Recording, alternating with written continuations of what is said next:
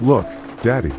Erin exclaimed in her squeaky voice that Dane always found so endearing. See how high up Kevin's kite is? I see it, Princess, Dane replied with a smile. He better be careful. If it goes any higher, it's going to end up in outer space. Erin laughed at the comment and continued to watch Kevin fly his kite.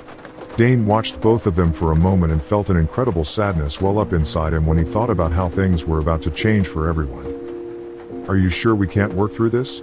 He asked in a soft tone, not wanting the kids to hear. I'm positive.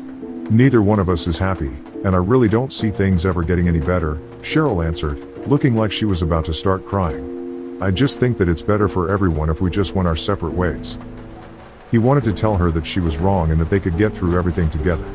He wanted to tell her that he still loved her and that he didn't want their marriage of almost 13 years to come to an end. He wanted to tell her that he didn't want to put the kids through the torment of having to see their parents get a divorce. He wanted to tell her that he didn't think that he could go on without having her in his life. He wanted to tell her a lot of things, but instead, he kept his mouth shut and just sat there trying to accept everything without breaking down and crying. He glanced over at Kevin and Erin as they continued to fly the kite and wondered how they would react to the news that their parents were calling it quits. He thought that since Erin was only 6, she wouldn't quite understand why they were splitting up and hoped that Kevin could help her cope with everything. He was a great big brother and was very mature for his age, so Dane was pretty sure that he would help take care of his little sister and do his best to make her understand. When should we break the news to them? Cheryl asked, almost as if she had read his mind. I don't know, he sighed, looking up at the sky. I just don't know. Well, we better decide. We're going to have to tell them sooner or later, and I just want to get it over with. Right.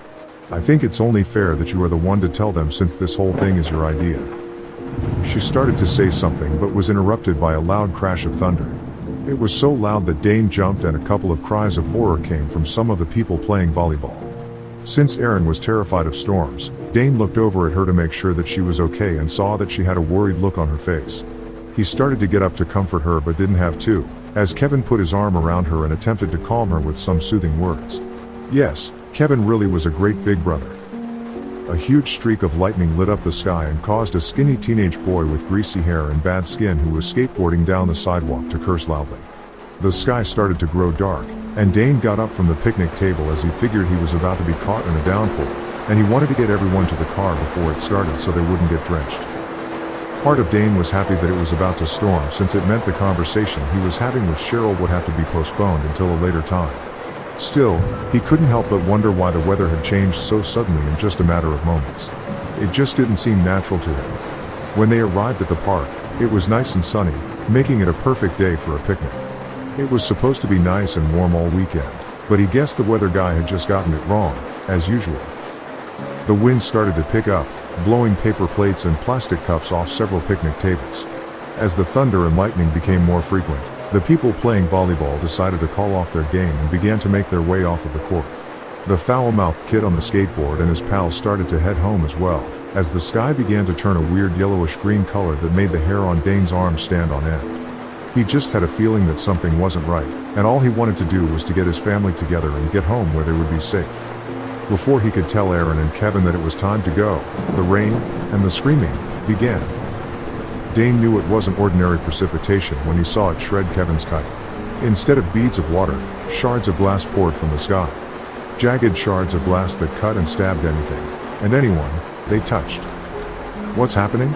Cheryl screamed as they both stood there helplessly watching, refusing to believe what they were seeing. I don't know, he replied, closing his eyes as the glass showered the skater kid and his buddies, tearing them all to shreds. We have to, Cheryl began, but she never got the chance to finish, as a large shard fell from the sky and lodged itself in the top of her head with such impact that the jagged point came out of her chin. Dane didn't have time to grieve for her death, as he was too busy trying to dodge all the glass falling from the heavens, but he absently thought to himself that at least he wouldn't have to break the news to the kids that their parents were getting a divorce anymore. There were dead bodies everywhere, and the grass was stained red with blood. Severed body parts were strewn every which way, and Dane nearly tripped over a still twitching leg that was wearing half a pair of blue Chuck Taylor All-Stars as he tried to make his way toward where Kevin and Erin were. Many people were rushing to a nearby pavilion where they were shielded from the rain, and the ones that managed to make it there safely started screaming for Dane to join them, but he ignored them. At the moment, his own personal well-being was the last thing on his mind, and all he wanted to do was get to his kids and make sure that they got to safety. He was being cut to ribbons as the glass sliced his flesh, and blood from a nasty wound on his head was running into his eyes, but he was still able to see Kevin lying on top of Erin to protect her. Always the good big brother. He knew that Kevin was dead before he even touched him. There were several shards protruding from his back, the back of his head, and his arms and legs, making him look like a porcupine with glass quills. Blood pooled beneath him, and Dane was terrified to roll him over for fear of what condition Erin might be in underneath. He took a deep breath and moved his son's dead body, trying his best to ignore Kevin's condition. Erin was completely soaked in blood, and Dane felt his heart sink until he noticed that she was still breathing. She was lying face down and sobbing uncontrollably, so he scooped her up quickly and attempted to make a run to the safety of the covered pavilion. Erin was hysterical and started screaming in his ear, but he did his best to ignore it as he darted across the park. Unfortunately, they didn't make it far, as a shard of glass struck him in the calf, causing him to tumble to the ground. He fell on top of Erin, but she was able to squirm out from under his weight, and despite the searing pain in his leg, he felt a wave of relief wash over him once he realized that she hadn't been hurt in the fall. "Daddy, get up!" she cried, grabbing his hand and trying to help him to his feet. Before he could stand up, a large shard impaled him through the back, fastening him to the ground. He tried to yell for her to run, but all that came out of his mouth was a stream of bloody vomit, confirming that he was indeed gravely injured. Several other pieces of glass rained down on top of him, lacerating every remaining inch of his body. As he began to lose consciousness, he saw one of the people who had been playing volleyball, an attractive blonde woman in her early 20s, run out from under the pavilion. Doing her best to protect herself, the woman picked up Erin, who was still screaming hysterically, and sprinted back toward cover as her friends cheered her on and urged her to hurry up. Right before Dane took his last breath, he saw that they made it back to the pavilion, where they were embraced by a group of survivors who were huddled together. The woman who had bravely risked her life to save Erin's had only suffered minor lacerations during her rescue. The rain stopped just as suddenly as it had begun. By the time it was over, the death toll was in the thousands, as the event had impacted not only in the park, but the entire town.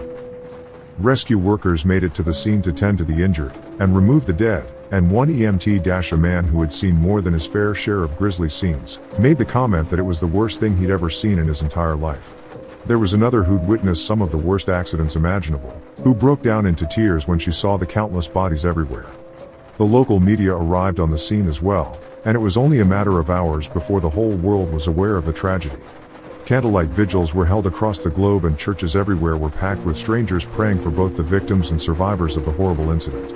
Flags were hung at half-mast nationwide, and the president addressed the nation, declaring the day of the event a national day of mourning. In general, the entire country, and most of the world, was shocked and saddened by the occurrence. There was, however, at least one person happy about what had happened, and he was sure that he was going to make even more people equally pleased once he called in his report. He sat in a van on the side of the street watching everything going on and smoking a cigarette. No one paid him any attention, so he was certain that he hadn't aroused any suspicion. He dialed his phone and wasn't surprised when his military contact picked up on the first ring. "Yes, sir, Project Reign of Terror was, without a doubt, a complete and total success," he said. "This method of attack has proven especially effective. Our nation's enemies will never know what hit them. Yes, sir, I'm happy to hear that the president is satisfied with the results of our demonstration." He listened to the instructions that the contact on the other line gave him without saying another word, and then ended the call and drove away, eager for his next mission to begin. He felt a twinge of guilt when he thought about how he'd had a hand in all the death and destruction around him, but felt better once he told himself that it was all for the greater good. After all, every weapon needed to be tested successfully before being mass manufactured. In the big scheme of things, this was a small price to pay for freedom.